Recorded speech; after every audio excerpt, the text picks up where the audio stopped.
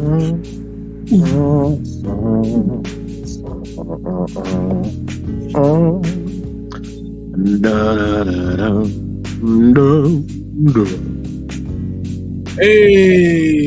ladies and gentlemen, boys and girls, calling all villains in attendance tonight. You are now tuning in to the Cool and Talk Monday. And I am your host, the Six-Man Styles, the villain, the fullback, and to the stage. We have the villain of all villains, Senator Palpatine. Bad. Right. Sports. Right. And as the therapist would say, what's in your cup?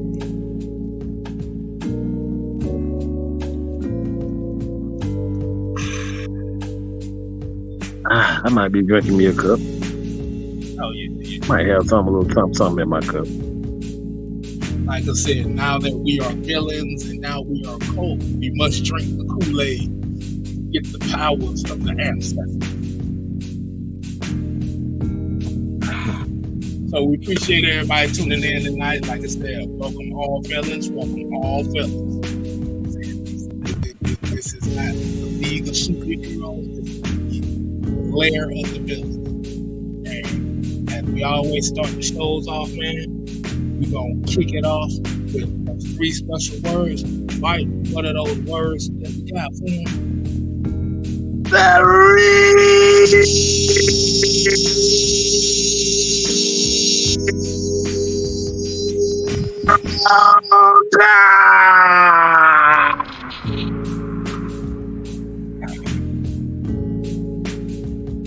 Real roll call.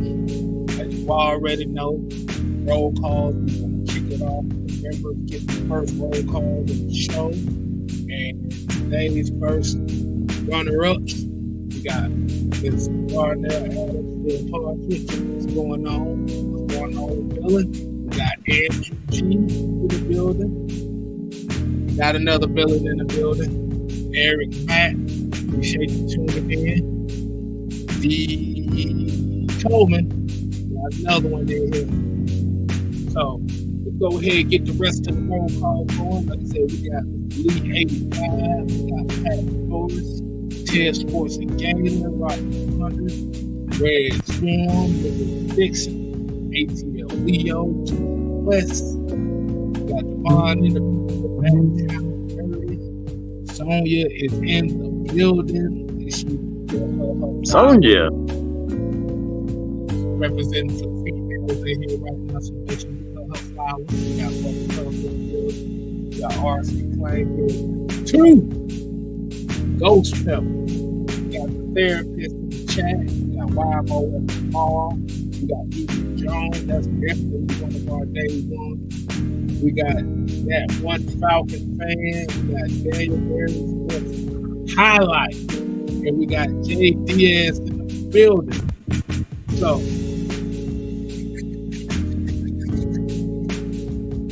let's go ahead. All right, DJ. Bam. You see how that timer just came in like a motherfucker? Yeah. That was perfection, baby. Darnell says, I'm a villain, y'all. Yes. You damn right. You better embrace it. All right. That's the new motto from this point out is embrace it. Embrace it. Nobody likes us, and we love every minute of it. We got Terry Lloyd, CP Truck. Appreciate you tuning in. So let's go ahead. Let's go ahead and get this thing off right. As we already know, Mike did a video on it earlier as far as the Falcons signing cornerback Trey Flowers to a 1-year deal. Now, I know the question you had asked is, where the hell is all these defensive backs coming from? Right. As we already know, Trey Flowers, he has familiarity with Jesse Bates in their time in Cincinnati. Like you say, it's a 1 year deal, so it's another vet on a 1 year deal, and it's pretty much like it's filled up, and you're wondering who is going to be the odd man out. Because if you look at what's been happening this off season so far, like you said, you had to think about just in the corner room in itself. Mm-hmm. Like I said, you still got AJ Terrell, you got Jeff Okuda, you got Mike Hughes, you got D. Alfred, you got Cornell Armstrong, you got Darren Hall, you got this dude Trey Flowers, dude. That is already we already on 7 corners. That's a lot. That's a lot of corners. But from my thought on it, it's essentially one of those things where they're putting enough bodies in here, and especially a more veteran bodies, to push these young guys to see if they can take their game to the next level. Now, we've seen Cornell Armstrong last year. He played good in spurts. I know Darren Hall's kind of been the odd man out. He done played good in spurts. D. Alford, he's been kind of like one of the major playmakers, even in spurts. Like, these are the 3 young guys that we're talking about. And then, like I said, Clark Phillips, how the fuck we forget that? That's 8 damn corners. Right, that's a lot of damn corners. So it's kind of going. They're kind of going with the same formula as they did with the wide receiving room last year. Remember when we thought, "Oh yeah, we got the basketball player full of team of wide receivers." 4 of them got cut with the right preseason game. So that's what I'm thinking that this is going to be.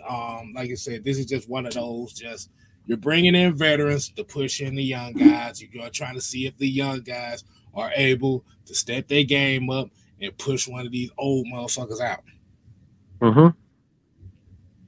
And you're building up your practice squad as well.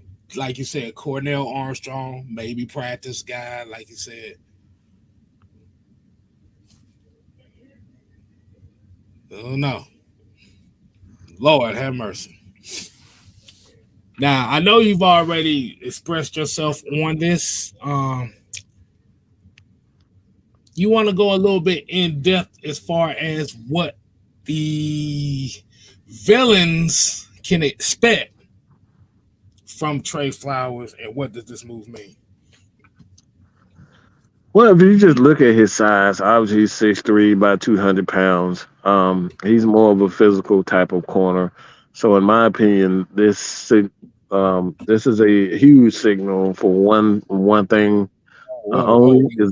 Wait a damn moment. Wait, how big was? Wait, you said 6'3", 6'3" and 200 pounds. That's a big dude. They gonna move that nigga as a damn big nickel. Right, that's a big dude, man. This is a big guy, and for me, this just signifies obviously big nickel, like you said, but you can put him in a situation where you may need him in the dime to be a little bit more physical, to make sure tackles. Because a lot of teams today, they like to go to 5 wides, 4 or 5 wides to kind of spread them out. And then it's like when you're in those 4 or 5 wide, you got to be able to have the tackles that the corners and the DBs that can tackle. And that's a huge plus, especially in an aggressive defense. And that we're gonna get into that later as far as what did this mean for the DBs. But I think this is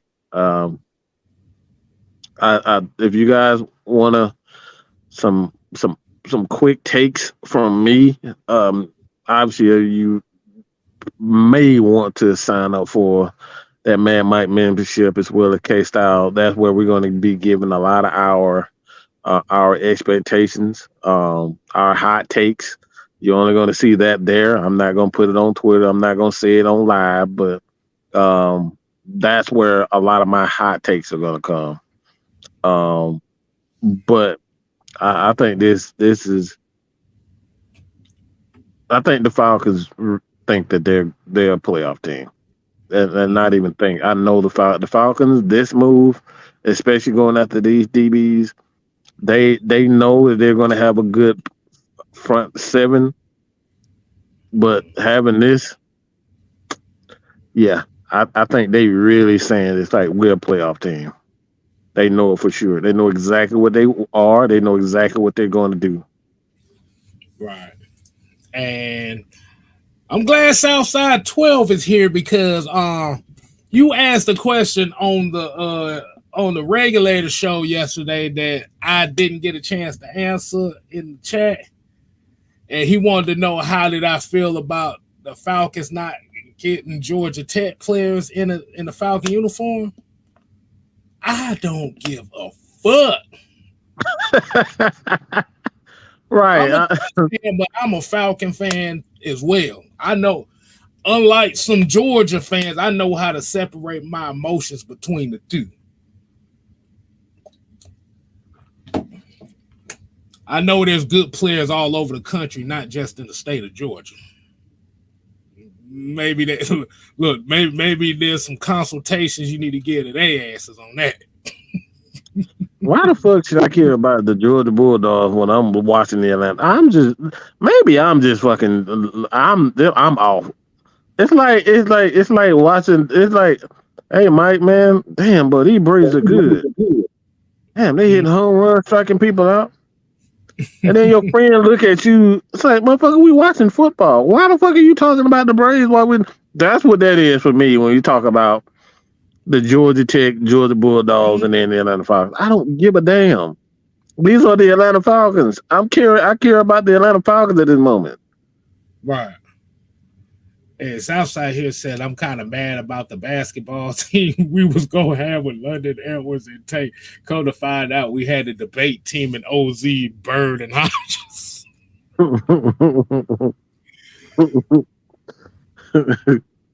But, yeah, therapist, what's in my cup? The world would never know. Just know that I could see the stars. Oh, damn. I want some of that shit, then. Shit. Of course I can see the stars. The stars are tuning in to us tonight, man. So that's why we always got to be appreciative of the folks. But yeah, like I said, hey, that's why I said it's all about the competition. It was unfortunate, and with that basketball team, Alden Tate couldn't catch a damn ball worth a damn. Edwards was in the doghouse, so OZ and Bird ended up being the guys that ended up being the most reliable. But that's what bringing in, like you said, especially in a position room where, like I said, this is all Jerry Gray right here. This is what this all is. This is all Jerry Gray. He wants the best of the best, and iron sharpens iron. So this is going to be the focal. This is going to be the group they're going to focus on, as well as they got a lot of defensive linemen and edge rushers that they have to focus on, because you got some competition there as well. So got OG Bit Sam in the building. Ray Fitty talking about I'm drinking some milk.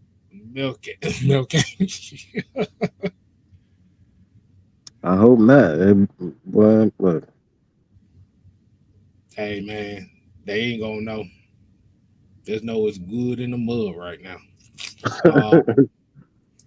The OG in the building said Depth has won many Super Bowls. That is a fact. That is a fact. I don't need y'all up here starting rumors already. We already got enough rumor starters in this damn content creation space as it is. We don't need another one. Nah, look, I don't drink. Everybody who know me, I'm probably the only one in our crew that barely drinks. Right, so I don't think a drunk Mike would be good anyway. Nah. Nah, we good. We good. We know how to maintain over here. We know how to maintain. I might have me a specialty beer. K Styles turn me on too. Oh yeah. We definitely got to get a little bit more of those. I got to figure out if they having a Sweetwater 420 Fest this year. I figure out when that shit is. Because if I decide to go, we might vlog it. Mm. I would definitely attend that. I would damn sure attend that. Oh yeah. I always try to go every year. Like you said, this is where you got a lot of a lot of time when you see that shirt that says support Georgia breweries, that's where I Mm-hmm. got the shirt from.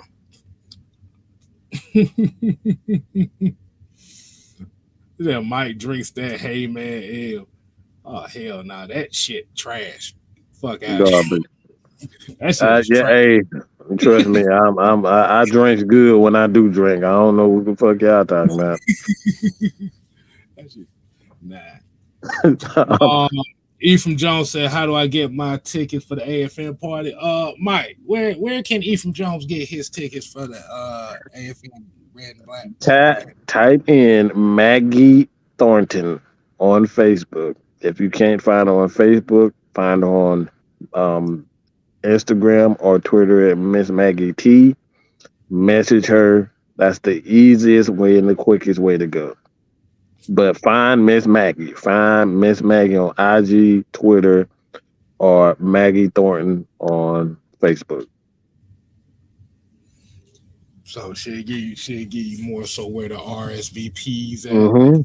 Definitely hope that everybody can make it, and if you can't make it, it's all good.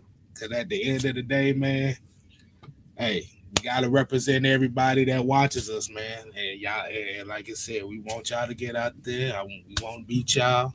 Like I Mm-hmm. said, we be We want chilling. to make this a we want to make this a yearly thing where all the people that support us. That we're gonna sit down, have a drink with you, have some good food. Um, I mean, y'all let me smack your wife on the ass, that type of stuff. Yeah. You see, now you trying to get stabbed at the damn party. I had to try. I had to try that one. I had to try. You smack somebody's wife on the ass, boy. You gonna end I up mean, getting. it be sundress season, so I mean, damn, you gotta try. Oh man, shit. Hey, Ephraim said I really want to meet you guys. Hey man, hey. I'm joking, people. I don't smack people on the ass. I'm very respectful. Okay, when I want to be. When I want to be. That's One of that. When I want to be. ass, one of the most random ass comments your ass then came. Hey, Like I said, when I want to be. Okay. Mm. Oh no, don't do me like that, bro. Shoot, but stab. Why? Now listen, I'm telling you, bro, that was not planned at all. It wasn't. I look. A lot of times I don't have a clue what the hell I'm gonna say. So y'all gotta forgive me, man. I don't write. We don't write down. We don't write anything down. We don't plan it except for the topics. And we don't know what the hell we gonna say. Okay. So he was not warned. He look. He had no clue. Kim had no clue what was gonna happen. But get back to the topic at hand, though. Like I said, Trey Flowers will add a death piece. Like you said, it's not even a guarantee he'll make the 53. Right. We gonna find out. Like Arthur Smith said, right around the draft time, he said this is going to be the most difficult cut. This is going to be one of the most difficult off seasons I had to deal with. Good players are going to get cut. Good players are going to get cut, and that's like I said, that's what you want. You want your team to be at that point. You want them to be at this point because it's the best of the best, man. I think that's the safest way to go.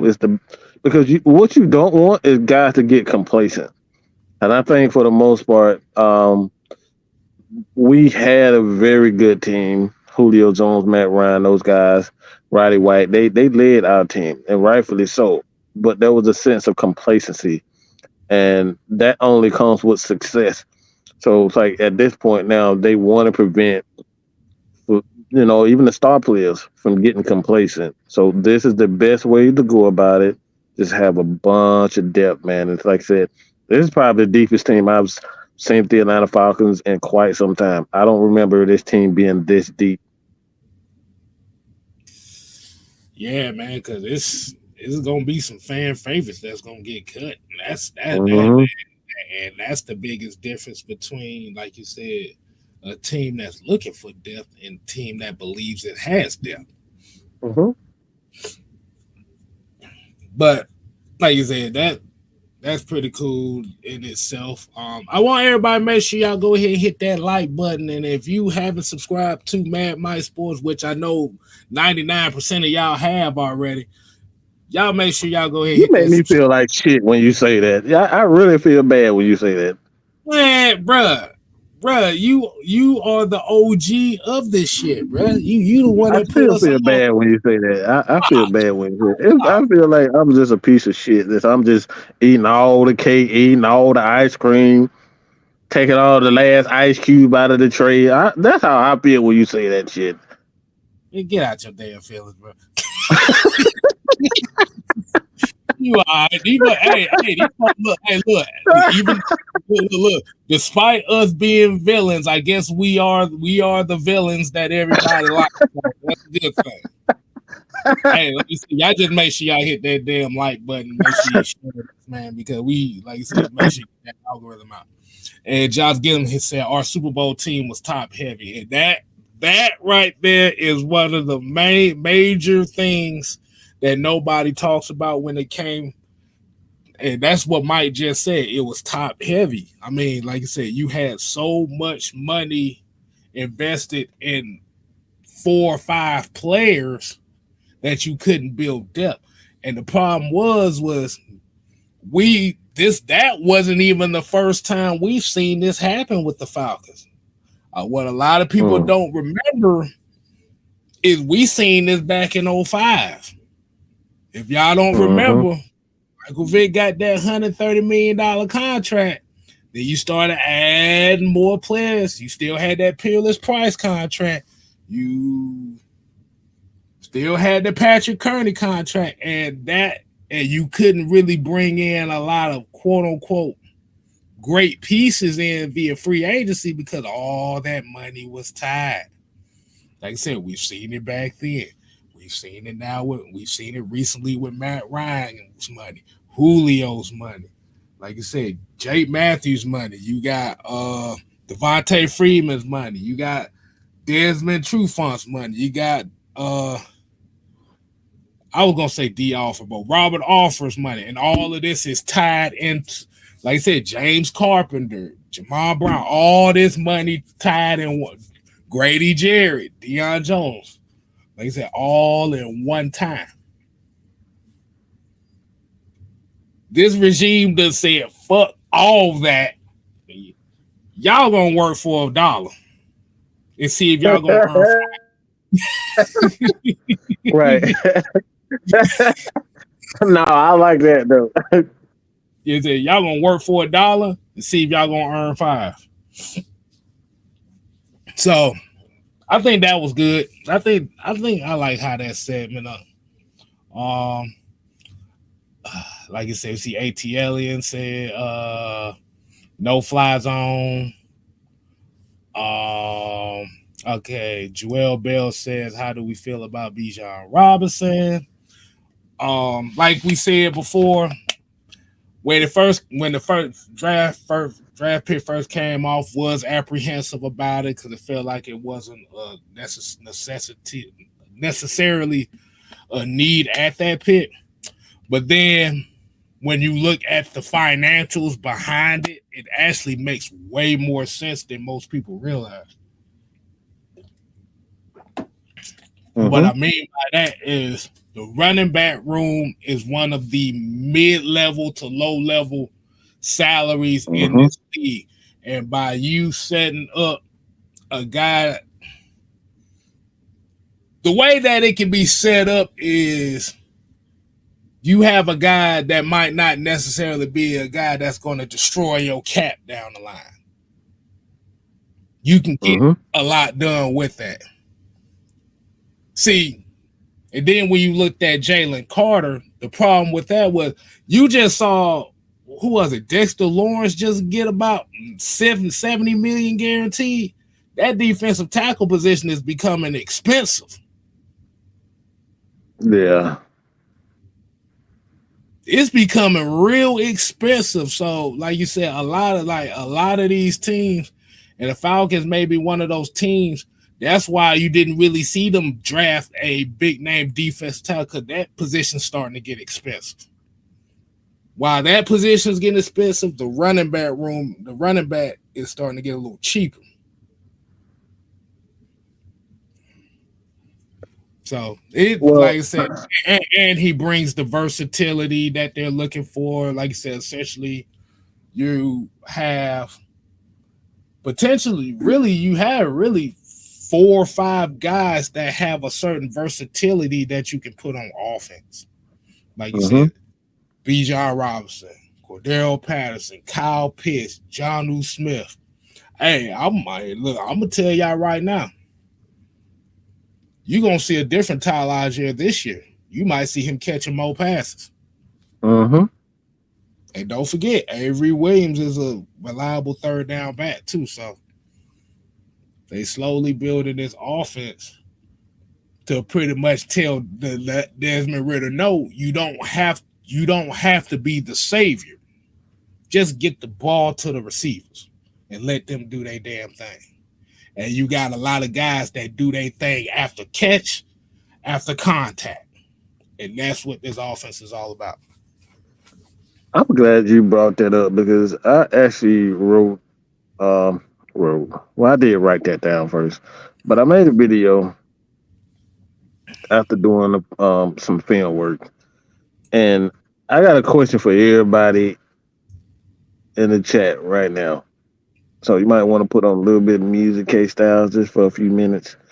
But the question I have for people is this. Hold on, let me put it on.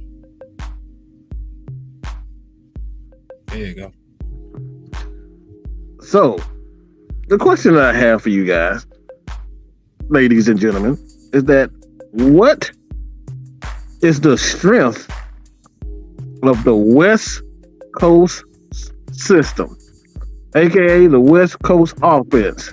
What is the strength? What is it founded on?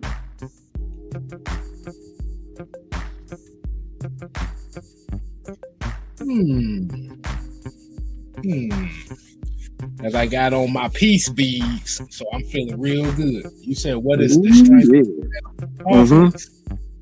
Can I take a guess? Yes, sir, you can.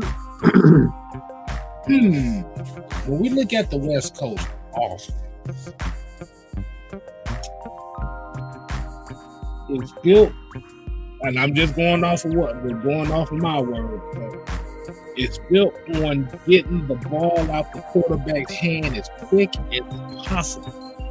Being able to use those spacing concepts to let the receivers, let the running backs, let the playmakers make the plays. That's right there.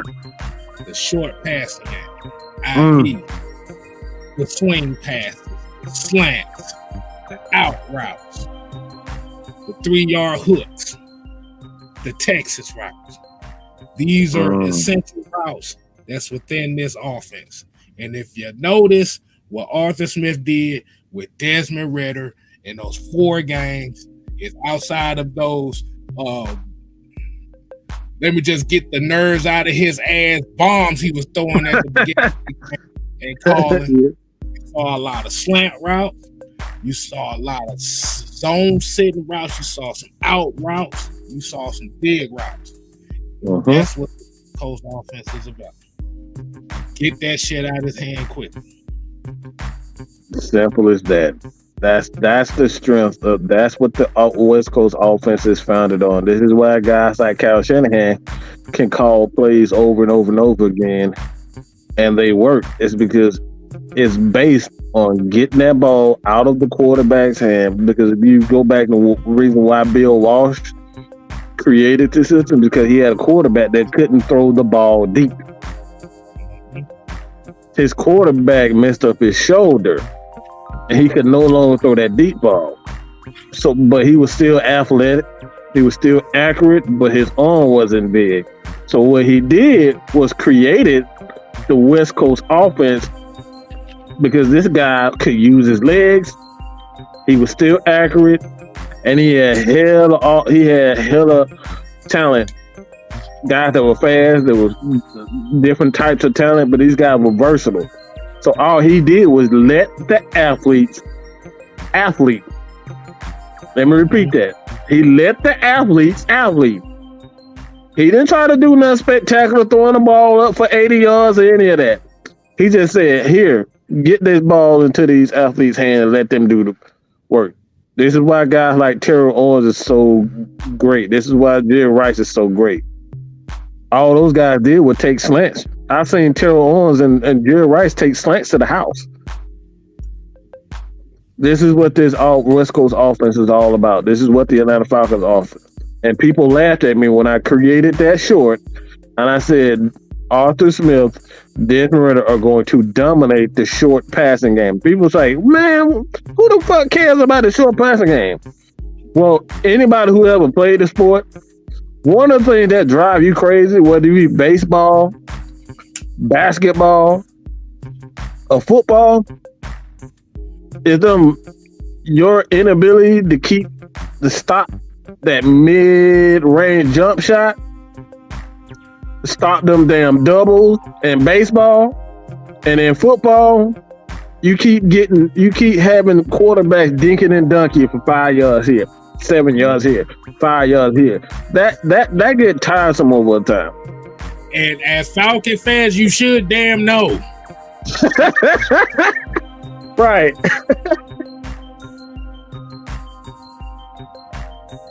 Score thou shalt not be brought up. So you know. Right. Damn running back catch 15 passes in the fucking Super Bowl. Super Bowl. That's annoying. Mm-hmm. It's annoying and it's hard as hell to defend. And this is what Calais Campbell was talking about. Hey, man, yeah, like you said, everybody's kind of hit it on the head. Solid run game, a lot of drag routes and slants, short passing game, run after catch. Yeah. Mossy Osborne said, while people acting like Ridder isn't mobile, he is an athlete. And it's one thing that a lot of people are not really taking account of. What you may see more of this year, you may see more of that RPO this year.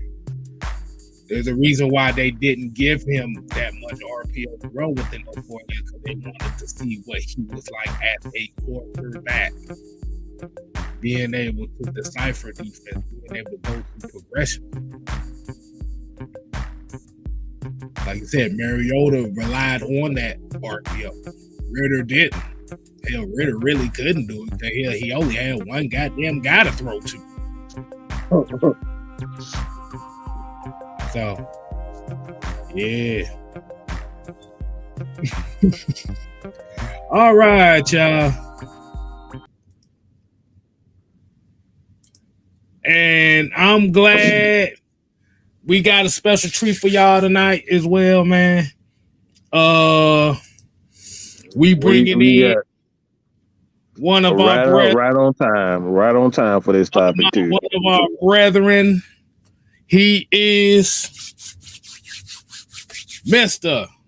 Now we ain't gonna call him Mr. It is the OG Big Sam in the building with the do-rag on. So you already know what's happening. What it do? I'm glad you came in, because you came in at the perfect time, because we about to get to this next topic. And before we get to that, Sam, what's your take on the Trey Flowers deal? How do you feel about that? Like I commented in the chat, depth has won many a Super Bowls. Yeah, I'm beginning to get this Jimmy Johnson Dallas Cowboys feel right now. You know, I mean we're getting deep at every position and deep with talent. You know what I'm saying? Deep with skills. Yeah, you're gonna have weapons. You're gonna be able to do multiple things, whether it be defensive stunts, zone blitz coverage, in many different disguises, many different, you know what I'm saying, sets on both sides of the ball. You know, and just to piggyback on what Mike was talking about with the West Coast system, I want to give you a little history lesson with Bill Walsh. This system produced the first 1,000-yard rusher, 1,000-yard receiver, running back in Roger Craig. Okay. We have a couple of guys that could, pull that off in this backfield. The extension of the run game, from, reverses, end arounds, tight end shuffles, screens. Mike done said it many a times, Desmond Ridder's screen game is off the fucking charts, and that's something that people are not talking about. They're too busy doing a whole lot of hating instead of recognizing the skill packages. Yeah, we get to how he's dressed. Come on, man. Trey Flowers, if he, hopefully he comes in about this business of what's going on here. His skill set can add to some things back there, on that back end, which is, I think, going to have a lot of opportunities to do some things, especially if this front, handles their business like they look like they're going to handle their business.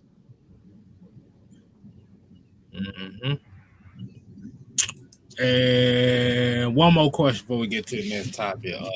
So apparently there's this thing been going around. Shouts out to Myles Garrett because he kind of retweeted this on Twitter today. So somebody had, I guess somebody had made a joke or something, said Julio and Mohamed Sanu would be good in the Falcon uniform, being the wide receiver 3. And Mohamed Sanu kind of responded, said that show would be nice. So Keyshawn Black asks if he's open to coming back to Falcons. Would y'all be open to bringing him back? But I'm sorry, Sam. I got to be rude and introduce. But I'm gonna tell y'all something.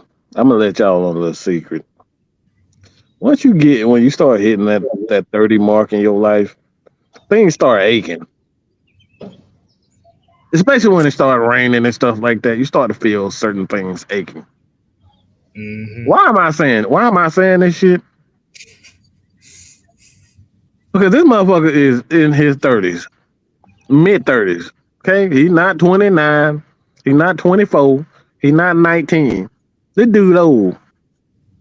What the fuck we gonna do with another old ass wide receiver? We might as well just bring Julio back. Why are we gonna bring in the guy that?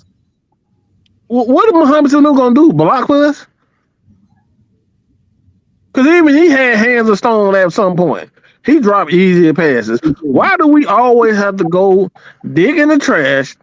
And then when we digging in the trash, y'all don't find the stuff that ain't got a little goo on it.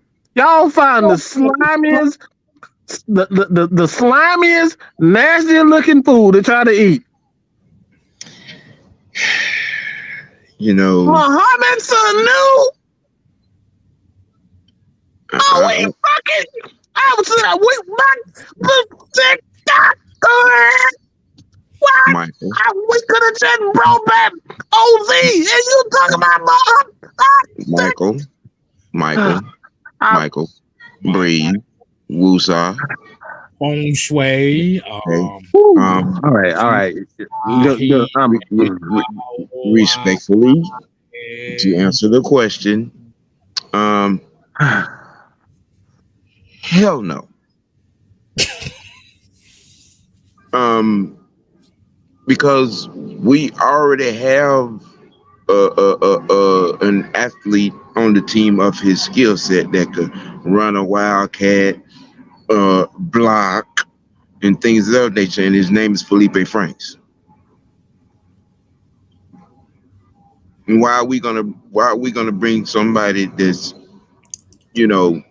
30 plus, 33 to be exact. and you really don't know what kind of shape he in. I ain't seen him, active nowhere else on anybody's team. I don't know about y'all. I have not. I haven't seen him active nowhere in the last 3 years. Shit, 3 years. Let's talk about 4 years, goddamn. Shit. Right. I mean, and the same goes for Julio. We've seen his downhill, fall off a cliff trajectory play out right in front of us. Right. There's nothing wrong with having love or disdain or whatever, but let's just be realistic, people. Let's just be realistic. The ship has sailed. Okay? And we got a bigger, better new boat that's in construction right now. And, bringing in old broke parts that can't stay nowhere but in the training room makes no sense. So thank you, Sam. I appreciate that. We those type of ideas, those kind of asinine fantasy thoughts. No, man, stop playing. Stop playing. And you're really being disrespectful to the free agent additions that we've brought in here. Mac Hollins, Scotty Miller. You know what I'm saying? I mean, y'all, look, it may not be what you like, may not be what you want, and it ain't about you. It's about what the coaches think. It's about what the coaches want. It's about what the coaches are designing. This ain't about your fantasy pickup, your fantasy team that you trying to construct. It's about what Arthur Smith and this this staff is about.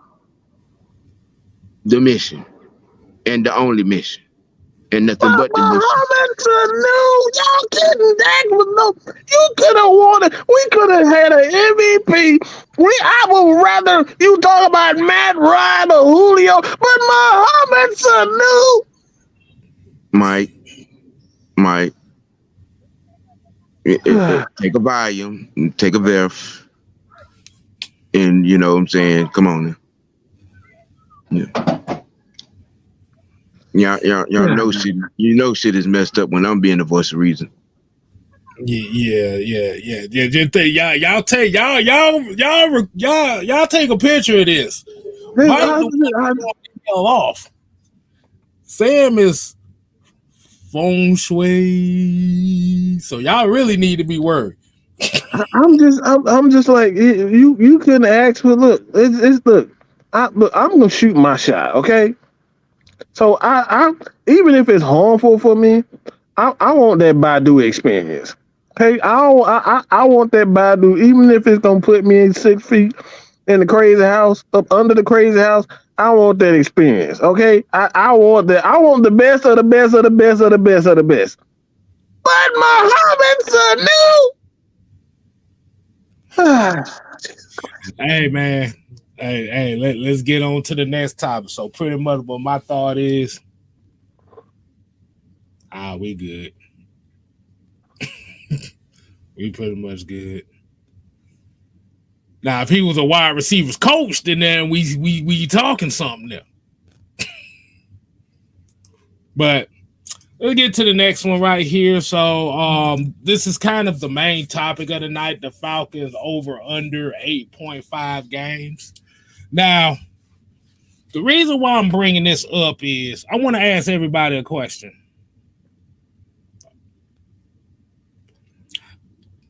Did anybody see what we call Colin Cowheards and his thoughts on this 8.5 games?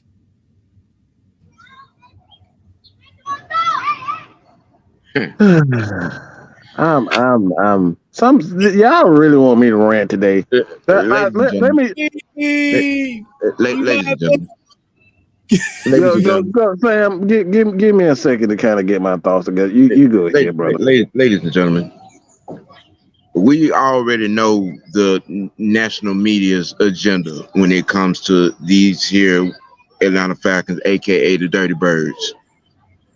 Um, a lot of it is out of fear. A lot of it is out of delusion. A lot of it is out of dismissal. You as a analyst, you have a show every day at 12 noon after Undisputed.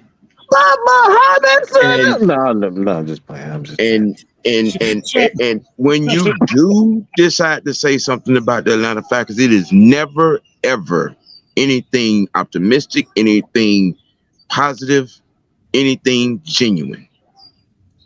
We have to take in consideration the person that was viewing this particular soliloquy said that Matt Ryan was a poor man's Andy Dalton. Okay. he ended up looking like a damn fool after that statement. Yeah. But when you listen and you look at where Vegas has us, in this particular topic, Vegas is scared too. That should tell y'all a little something. It should tell you they are afraid, very afraid. It has been mentioned that Arthur Smith's last press conference, he was over there grinning like the evil Joker because he knows he got a little something for y'all asses. Over and under, and he's over here spewing reasons why you should take the goddamn under.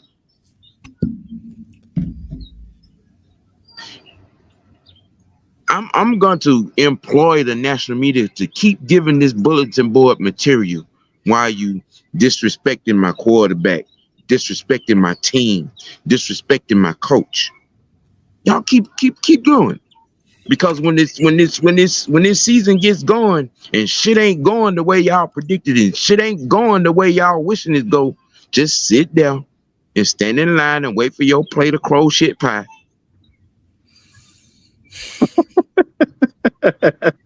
Because this going to be the results. I mean, It's going to be the results. I just You're employing people to take the under on 8.5 wins. He said it's 8.5 wins. Like 8.5 wins. Hell, our defensive free agency signing alone just added 4 wins to our damn win total from last year. And you talking about 8.5? You want Vegas to get rich, don't you? But you're out here giving bad betting advice. And he's talking about it's the safest underbet to take. But when his co-worker asked him how many games did the Falcons win, he said he didn't know. But what? You not see what's going on in Atlanta? I mean, I see what's going on in Atlanta, but it's like you got a broke down station wagon with a Pacer engine as a quarterback in New Orleans. You got Andy fucking Dalton as gonna be the starting quarterback of the Panthers. Okay, you got Sam Baker fucking Mayfield as the Bucks quarterback, and you saying the safest way to make you some money in Vegas is bet the under? He said on the Atlanta Falcons. Okay, all right. The Saints is an easy 10-win team because of Derek Carr. Derek Carr ain't did shit in his career, but then we got Baker. You lost the bulk of your defense in New Orleans, and y'all talking. Okay, all right. But we got Baker Mayfield with the Buccaneers, and he's talking about Baker Mayfield adds 3 wins to this team, and then you got Bryce Young and the Super Bowl still. I mean, I'm Y'all just don't, sitting y'all, here y'all, and y'all, y'all don't Joel trying K to, Styles crazy. He talking to himself I'm now. The, Like, trying the so hard. disrespect is real. What's gonna be disrespectful is when you can't even do your own show come the season because you got both feet in there with toe jam fungus as a delicacy. But oh, but he said Jordan Love is going to propel the Packers because he's been on the And team he for done played a game and a half.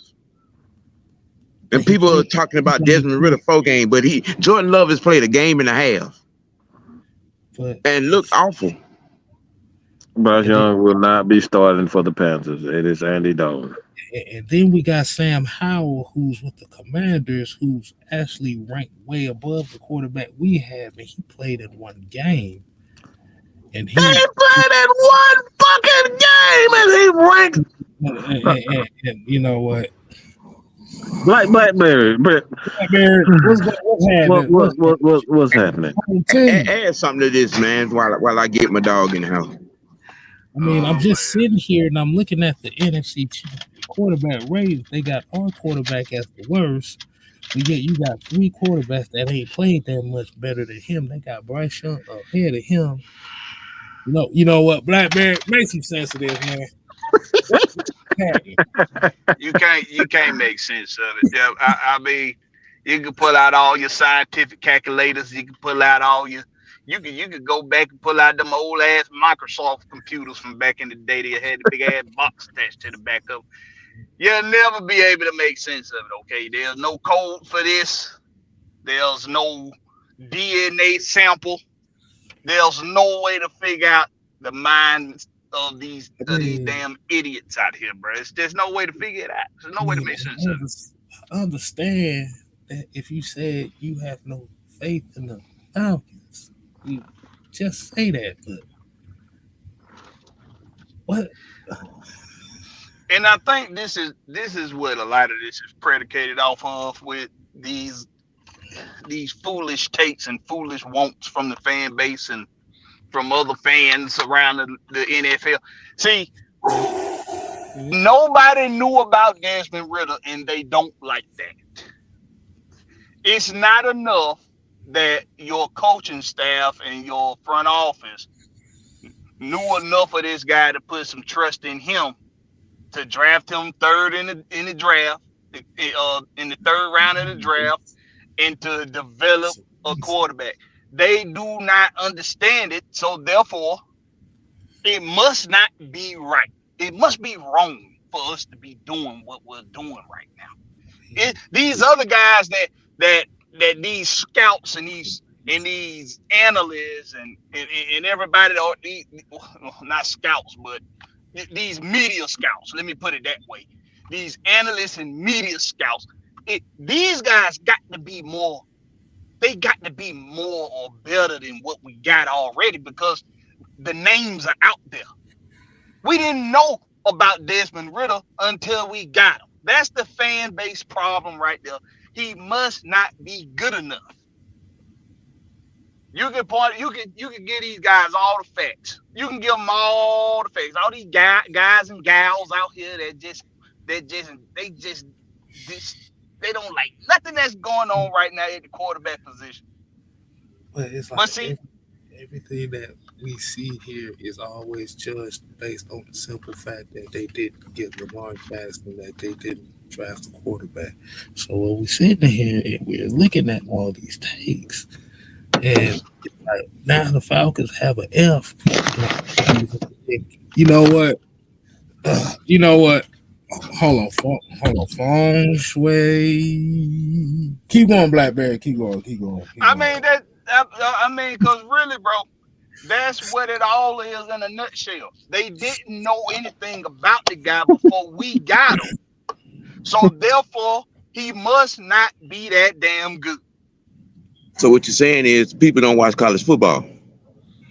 People don't watch college football, but not only that, if if his name wasn't circulating amongst all the mouthpieces of the media during his draft during his draft time, then he must not be good enough. But see, when we tell people these facts, when we give people facts like, if you look over the course of history of the draft, there have been more busts in the top 10 than there have been successful quarterbacks. They don't see that go in one hand, not the other, because that can't be right. So I'm not even gonna digest what Blackberry just said about it being more bust in the top 10.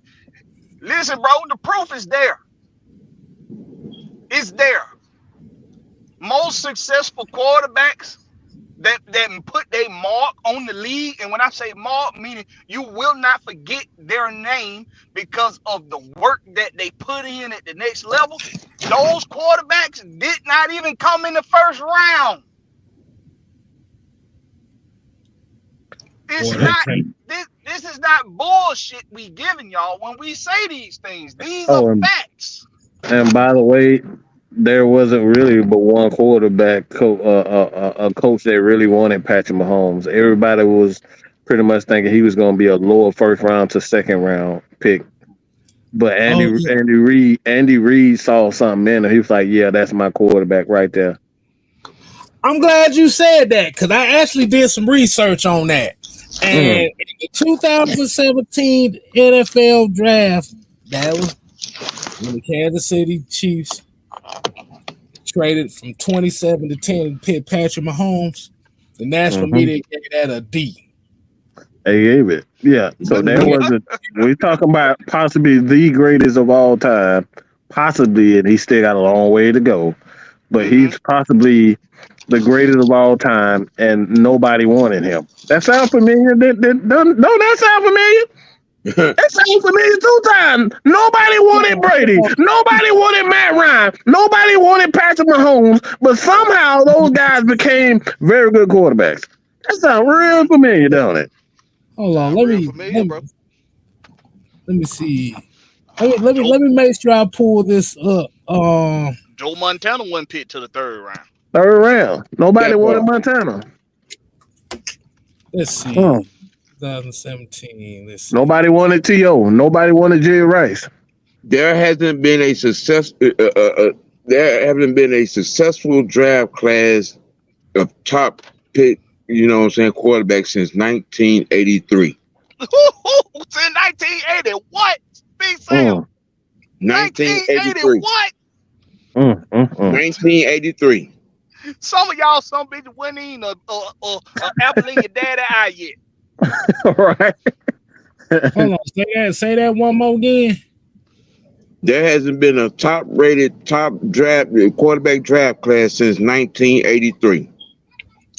Well, damn near. What he basically means by that, 3 or more quarterbacks that actually had successful careers. Mm-hmm. And it was what, 6 out of that one? 6 of them, yeah. And all of them Hall of Famers. Yeah. Hasn't been one since then. Let me help you. Jim Kelly. Bro, I didn't know what football was at that age. I ain't be real. Okay, y'all better stop playing. And somebody uttered out that mouth talking about that Justin Field class was the best class. What stop? Hell, all these people say I wouldn't even go. That's hilarious. I mean, and then we look. Y'all got to remember, this is a transition stage right now. We're going through with quarterbacks in the NFL. Mm-hmm. Everybody you was used to is either out the door or on their way out the door. So of course the past couple of seasons in the draft, you're gonna see some of these quarterbacks being successful, but history would actually tell you a Desmond Ridder ran team at quarterback is the team that's going to be the team to be reckoned with throughout the next 10 to 15 years. Why? Because just like I said, the quarterbacks that leave their mark on the league are not even drafted in the first round typically. Mm-hmm. Yeah. Yeah, let me read this insert from you from USA Today. This was the 2017 NFL draft for Patrick Mahomes, which they traded up with Buffalo to get that 10th pick. Gave it a C minus.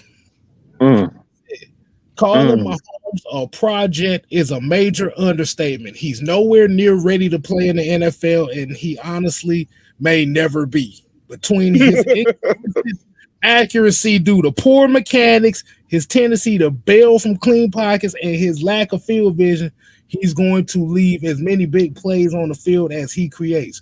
This was a risky pick. That's literally taking a shot at Andy Reid and his ability to coach. That's the media scouting report on Patrick. That was Patrick Mahomes before they took a chance.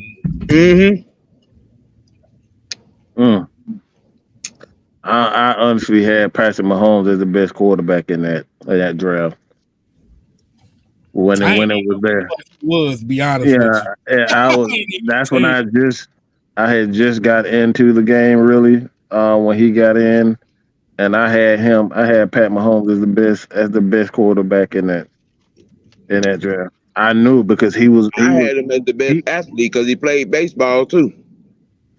And he was able to make every throw. See, the thing is, when you look at quarterbacks, and I'm going to give y'all a little bit of inside information on how to actually look at quarterbacks, that doesn't involve running, is that he was able to bounce back from a lot of his picks. He threw a lot of interceptions, but he was able to bounce back. Most of the great quarterbacks learn from their mistakes. That's the mark of a great player right there. And Patrick Mahomes, he threw picks, but he threw every route, every single route. He was able to make every single throw, and he made it consistently. Go look at his time, and that's the same thing with Matt Ryan. You go back and look at Boston College. Well, he didn't have many receivers. Yeah, he didn't have receivers, but he was able to make every single throw consistently. And those are the things that you look at for quarterbacks: consistent throws and able to bounce back from adversity, i.e. turnovers. He had amnesia when it came to his bad plays. That's what you look for in quarterbacks. Oh, okay. All right. So as we already know, this the based on Colin Cowheards and his goddamn takes, he can get the let's see, do I have it in here? God. Yeah, he needed. He really do need it. The Colin Cowheards sit your goofy ass down the water today. He already sounds like a goofy and he looks like a damn goofy.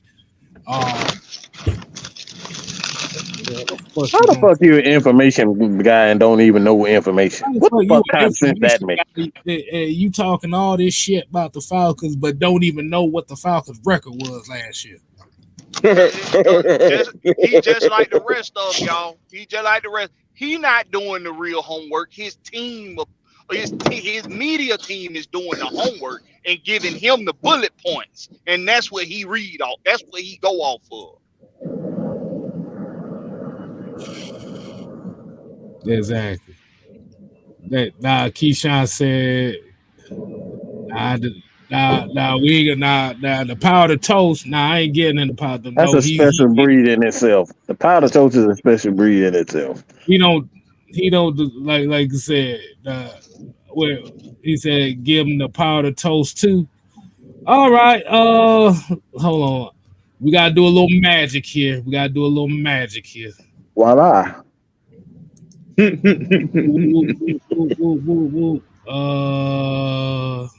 damn it. Yep. Hold on, where that? We gotta give him the powder toast. There you go, right there. Give him that powder toast award. Hey, that shit look like his ass too when you look at it. Real close. Damn. That motherfucker got the eye too. Right. Looking like low air. Oh man, God! You ain't shit, Sam. Man, get your ass off with this damn shit. You mother. That's why your ass always on damn punishment. I'm gonna start laughing before I be on punishment too, goddamn. Let me stop God laughing. damn, Sam. God damn. Oh my god. On that, look. Fucking hate you, boy. Oh my God. We got about. They talking about shit. Fucking hate your guts. Man, get out. Your ass is gonna be muted. God damn, Sam.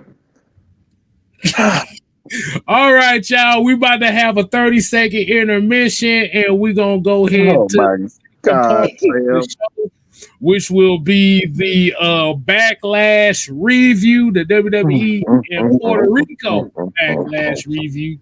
Yes, And while we sit up here and put Sam in the corner for timeout, stay tuned. Damn, boy. If y'all gonna stick around, we got 30 seconds to get to it. So let's go ahead and get into it. Jesus.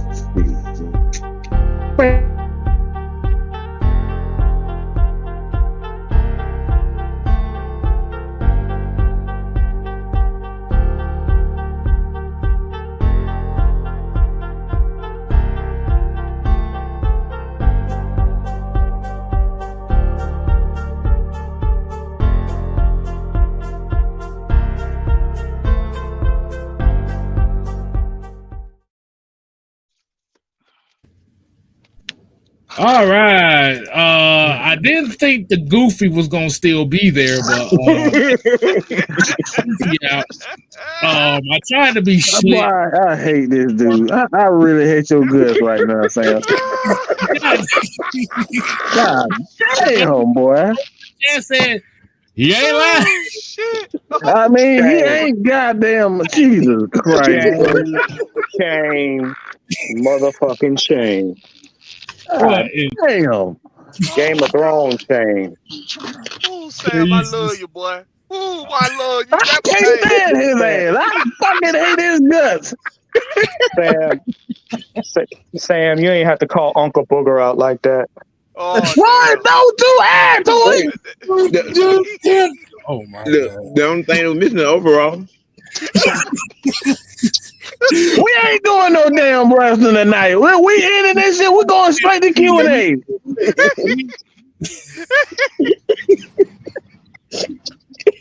I'm sorry, guys, but we ain't doing no damn wrestling tonight. We ain't doing that shit tonight.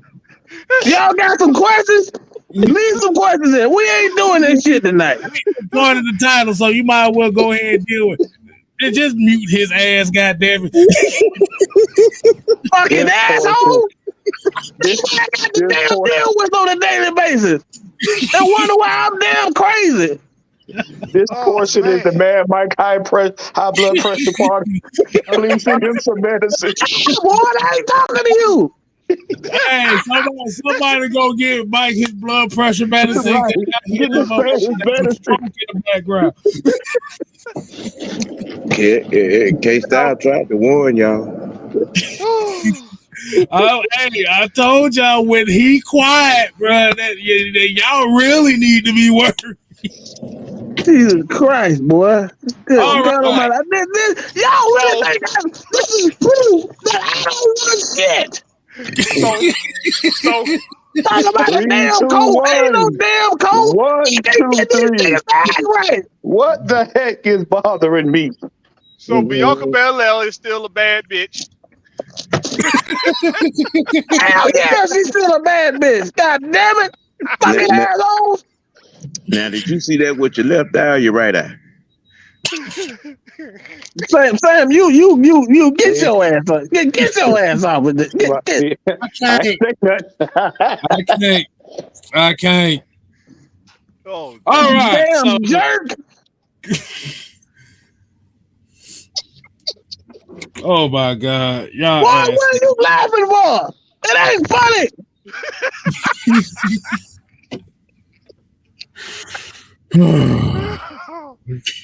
How the hell was a good show and y'all just ruining it?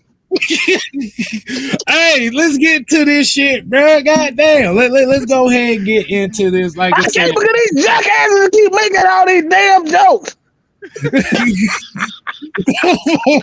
use your strong arm, Sam.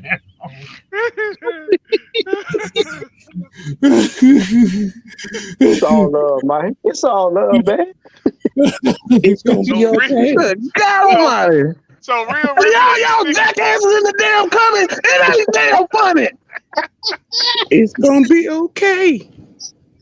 Y'all been talking about your stomach hurt. That ain't goddamn funny.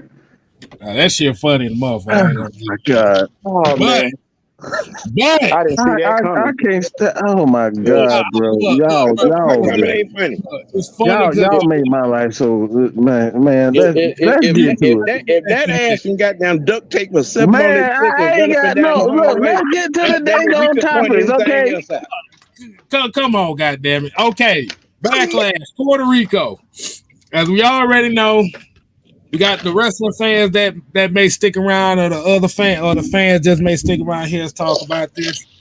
I want to get everybody's thoughts on how'd you feel about it. I think some history was made myself.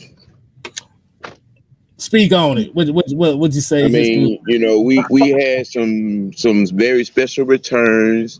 The Latino community showed they love, showed up and showed out. Oh, they showed. You had up and showed Carlito. out, You had Savio Vega.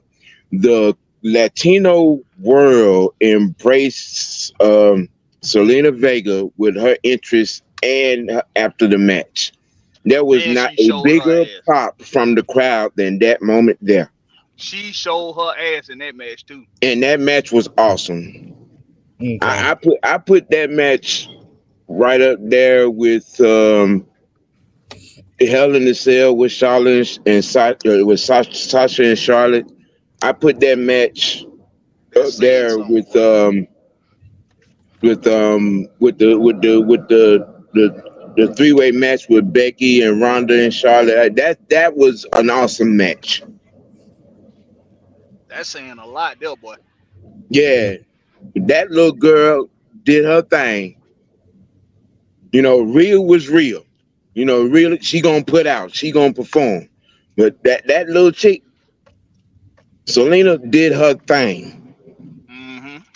And the fans showed their appreciation when she came to the ring, and they showed their appreciation when she left the ring. There was not a bigger pop from the crowd that night than that right there. Okay. So what did y'all feel about the Puerto Rican crowd booing Bianca Belair? I expected it. Yeah. Well, Chelsea kind of spoke on this too, is that we're beginning to see that John Cena treatment.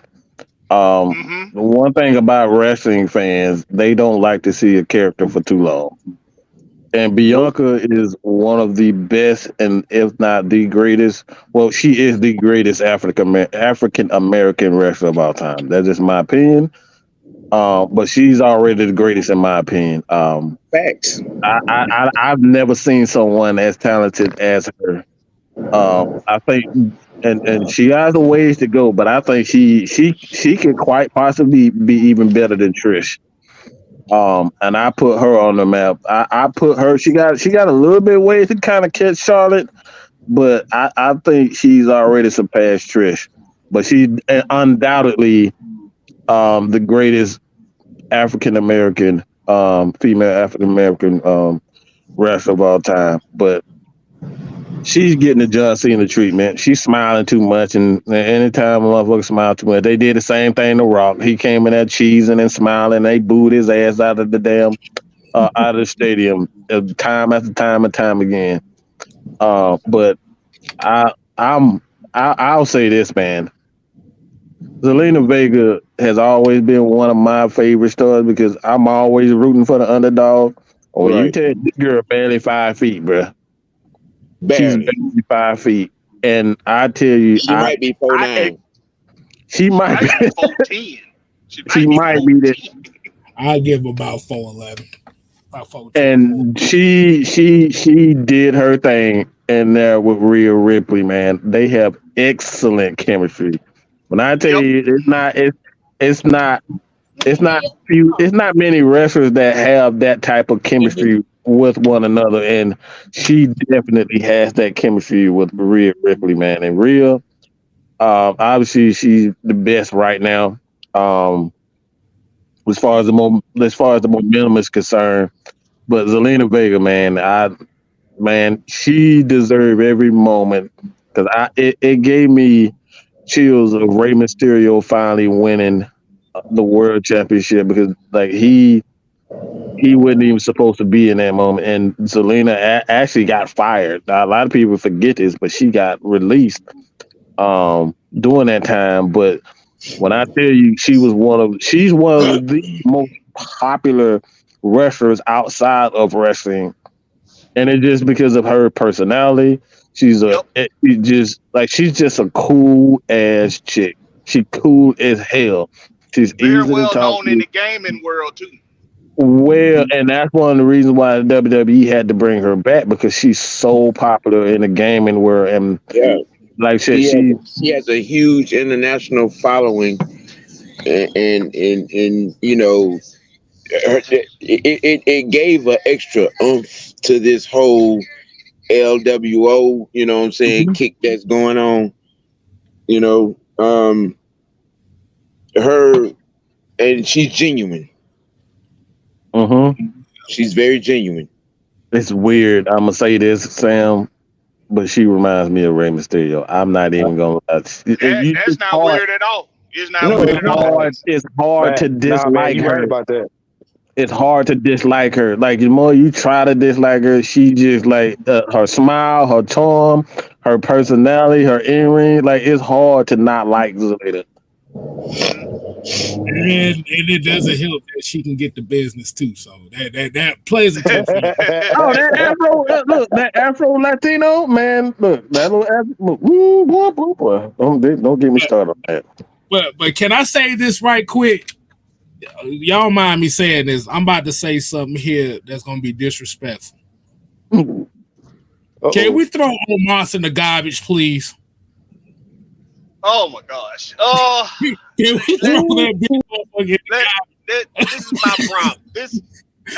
I really wanted to speak on the latest of wrestling, but since you brought this up, listen, I get that you give him the matches and you think that put his name up, that get him over just by him being in these matches. The Brock Lesnar match, the Bobby Lashley match, and now the Seth Rollins match. I get that you feel like him just being in them matches is going to get his name over. I get that you feel that way. But it ain't working. He's getting a great Khali treatment. You know what I mean? It ain't working. A man that big shouldn't be losing matches. But he getting post great Khali treatment. Because they put great Khali over, they forced him over. But why there's no reason why this dude should be losing to everybody at every pay-per-view. It makes no sense. We saw WrestleMania. Hold on. We saw WrestleMania, and this motherfucker dominated Brock Lesnar. We fucked around and got suplexed 3 times in F5 and lost. Fucked around this pay-per-view, getting curb stomped 3 times, dominating the match, and you losing to a spot monkey like Seth Rollins. But old ass Goldberg can kick out of 2 L5s. Make it make sense. Look, when they went in the wrong direction with the redoing and all the rumors were coming about him being part of the Hurt Business and all of that, and they didn't do it, and they ain't found a way to undo that. Right. it's been kind of sort of downhill for him and Bobby both at this point. It made sense to go ahead and bring back the group and include Yeah, him into it. yeah. What they would I call think it would have been the hurt huge. business. I It think it would made have been sense, huge. right? Because okay, let's say if he gonna lose a match, it's gonna be because some BS happened around the ring. But when Right. he win matches, it's just simply because he's just dominant. See, make the losses make sense. These losses don't make no sense, my guy. It makes no sense. He literally is sitting here losing clean the guys that he shouldn't be losing to. I mean, it'd been one thing if this is him and Braun Strowman, in the big man brawl. That would have made sense. That But would have hell, made he's sense. even lost to Braun Strowman. Yeah, He he had did. a match with But Braun I Strowman. mean, and even they even screwed that up. They could have went, a minute with that. Look, That could have been an what ongoing could have been a rivalry, right? rivalry. Yeah. You know what I'm saying? But the been few so little married to inputs Austin Theory. that Vince has come in and screwed up. That's one thing that they ain't been able to unscrew up. See, they've been so married to Austin Theory being United States champion.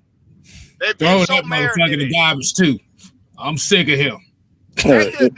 That belt should have been gone. You got to put that belt in a real rivalry. That's how the Intercontinental belt got the prestige it done got under Luther.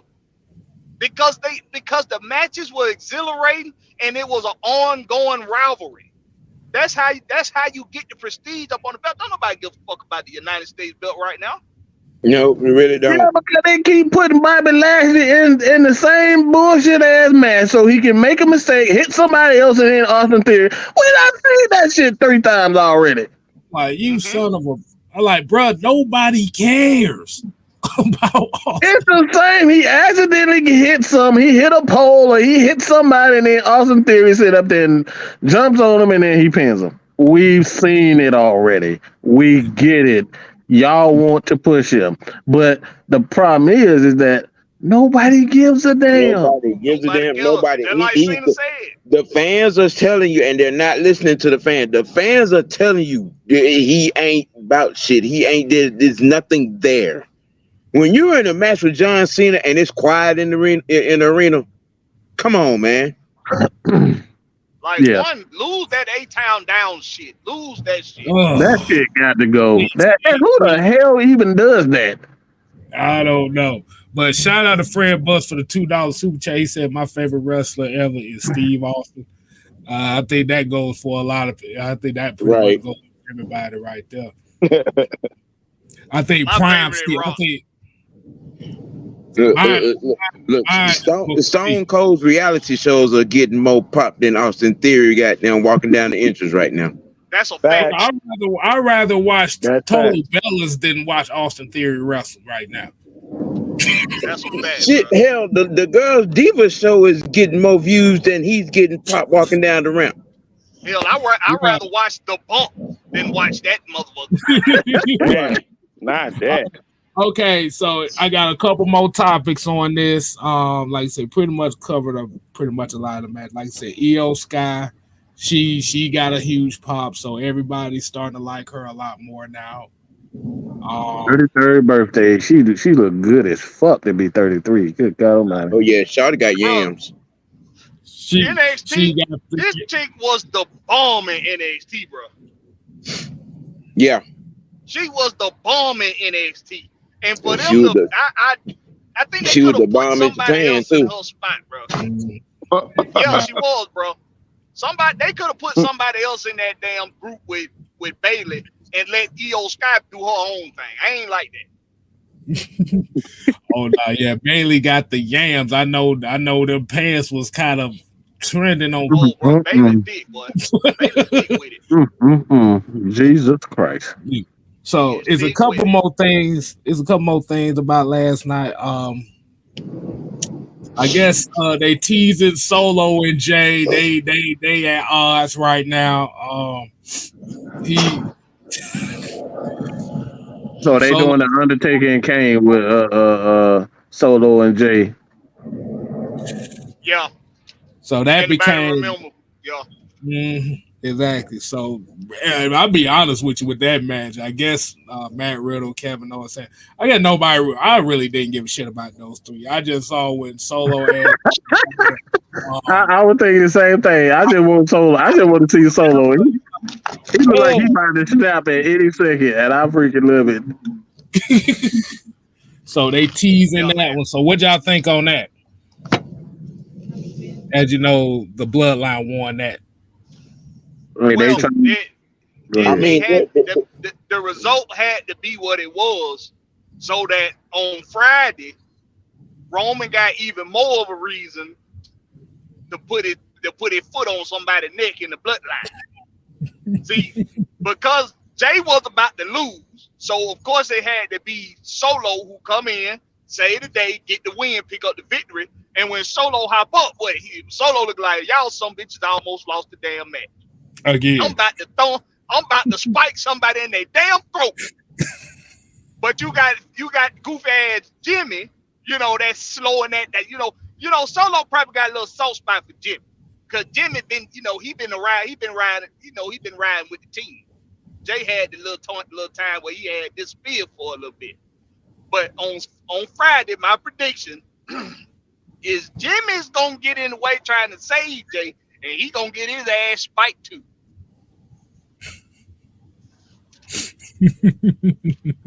Roman Reigns he definitely the architect of all this. Roman's just sitting back and just watching everything unfold. they are milking this shit. They are milking it at all angles. They are milking it. They are milking They it. milking the hell out. It's the best storyline they ever had, ever. The best storyline ever, bro. Ever. Outside of Undertaker and Kane, I don't know of a better storyline, to be honest. Yeah, that Undertaker. As far as a faction goes, it's starting to rank up there with the Horsemen and NWO. Oh yeah, Ooh. oh for sure. And that's saying something. That's for sure. That's saying a whole lot there, boy. I fuck with that. I mean, it's just that Triple H, they're as far as the creative squad goes, they need to get these other factions right so you can have a great rivalry for the Bloodline. That needs to happen. Faction on faction, that needs to happen right now. That right now is the good time to roll into a faction on faction, rivalry in the storylines. They need to get these other crews and groups together and get them, some kind of momentum going, whether it be Judgment Day, LWO, they getting their hurt business right, it needs to happen. It need to happen, bro. Right. And like I said, they kind of teased Judgment Day and the Bloodline for a good little while, but now that you got this dynamic of Solo ready to spike the shit out his brother, I don't know how the hell that's going to play out. They gonna spike the shit out of Jay. All right, Cody Rhodes, Brock Lesnar. It's a Brock Lesnar match. Nobody gives a shit. Next. Bad Bunny and Damien Priest. I thought this was the match of the night for me. Match of the night stole the show. The second best pop. Right. I think the homage to New Jack and Mick Foley with Bad Bunny coming out with the shopping cart of weapons and shit. I thought that was a pretty good touch on it. Damien Priest. For somebody that had the damn the take control personality of a pencil. Match. That dude got the personality of a pencil. He has zero personality, okay? But I will give him credit. He ain't got no personality. You need to cut that bullshit out of his head immediately. But he did a great job of being an in-ring talent and kind of leading that match. So it's like I definitely give him credit for that, because like I said, that's not easy. That's not easy to do that. Right. But like you say, Cut that bullshit out of his head for real. That shit got to go. That man, like just get you a said, regular haircut, get a mohawk. All right, not crochet braids in your damn head, bro. What you talking Crochet. that boy had crochet braids and beads in his head. Everybody looking like, Bruh. And What we Mike, doing? Mike, you ain't trying. Mike, what you trying to say? This man got a knitted Afghan on top of his head. Bruh, I don't know what the hell it is. I'm just like, okay, I'm I tired find of myself seeing it, looking bro. at his head for too long. I'm tired of seeing it. he said he wanted to look like a bad bitch up top. Oh my god. Oh my god. Hot Wait girl a summer. minute. It's a hot girl summer. It was a good pay per view, all in all, man. It's like I don't like doing grades now. Like for me personally, I'm just a avid fan of wrestling, and I just love to be entertained. And that pay per view entertained me. Mm-hmm. The best backlash in quite some time. Yeah, for sure. Right. Outside throwing Omos in the, like I said, if they threw Omos in the garbage, this would have been 100 for me. But that big motherfucker done ruined him, and Austin Theory ruined it for me. And Brock Lesnar usually, because Brock, I don't know what the hell that ending was. I went to go brew some tea, and I looked at bro like Cody won. How the fuck did he win? I didn't even know how he won until I had to look at the replay. That's a damn shame. My fucking roller. Oh, I went to go. You gonna roll up and win like that? It made Cody look like a straight up bitch. That did nothing for him. I went to go brew some tea. All of a sudden, I'm like, hey, Cody won. I'm like, he won on a roll up. Like, huh? I like he had him in the Kimura. Like, how the okay, whatever. But let's go ahead and wind it down for the night. I thought we wanted to go ahead and give y'all a little taste of something different. As usual, this is kind of how we're going to do with like the wrestling pay-per-views. We want to kind of implement something different. Mm-hmm. So you expect wrestling discussion from each of the pay-per-views that come on. So we got Night of Champions in a few weeks. So you're going to see that in Cooler Talk Monday. So I got a quick question because I've been trying to understand something in Triple H's description of this new belt. He said that the champ is going to defend this across brand. So they're going to have Raw champ, SmackDown champ, and then that new belt is going to be the champ over everything.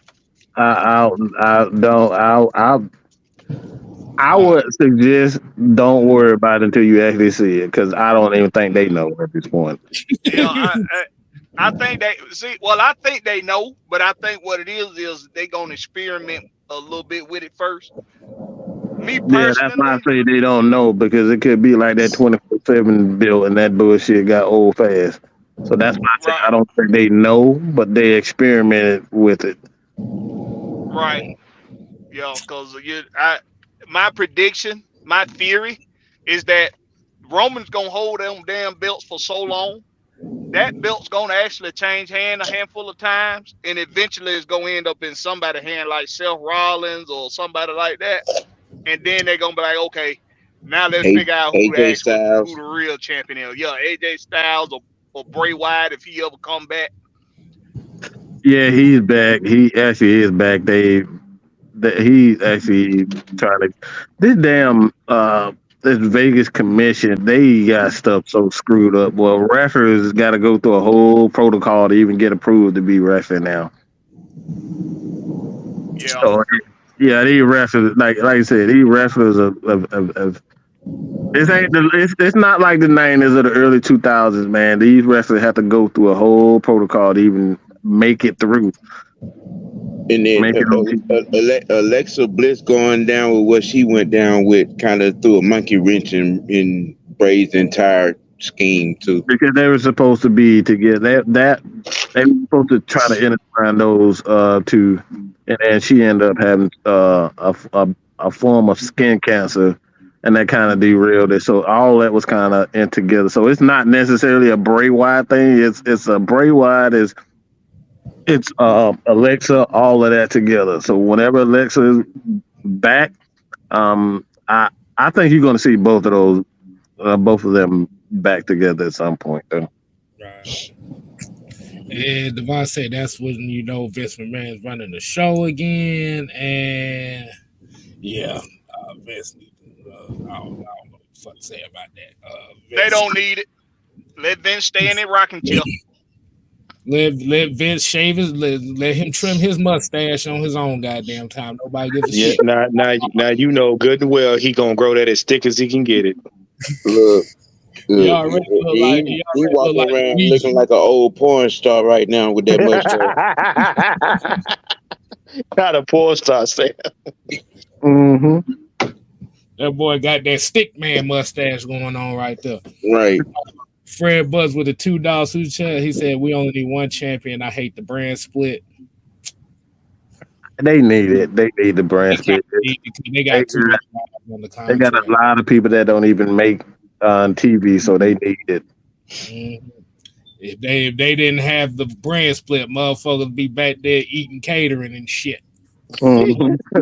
Right. I don't think you want that. But we're gonna go ahead and end the show for the night. Like I said, we definitely appreciate everybody tuning in. Like I said, y'all continue to support Mad Mike Sports on the road to 10K. Ooh, Well. yeah. Subscribe to Blackberry Lorex without Ooh, the yeah. No C, just the K, motherfuckers. just the K. And let's get my brother to 1,000 over there, man. Let's get him to 1,000, as well as OG Big Sam in the building. Y'all make sure y'all go ahead and show some love. Give us some yeah. OG Sam. OG, triple OG. As well as 6-man K Styles, man. We got the 6-man convo coming tomorrow.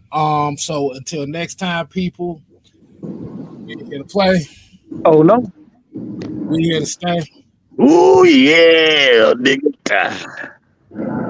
You ain't gotta go home. But this show here ain't your house. But Good night, you all. Keep your ass out the door. Get the hell out of here. Deuces.